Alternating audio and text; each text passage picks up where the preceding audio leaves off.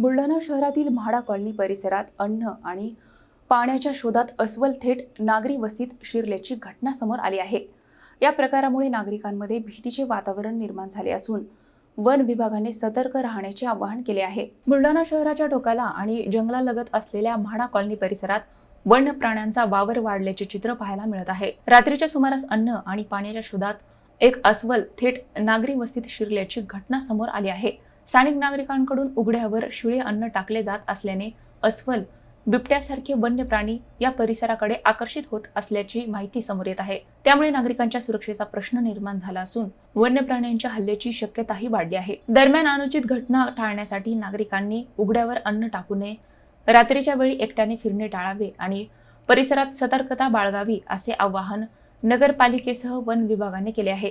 नागरिकांच्या सहकार्याशिवाय अशा घटनांवर नियंत्रण मिळवणे कठीण असल्याचेही प्रशासनाने स्पष्ट केले आहे।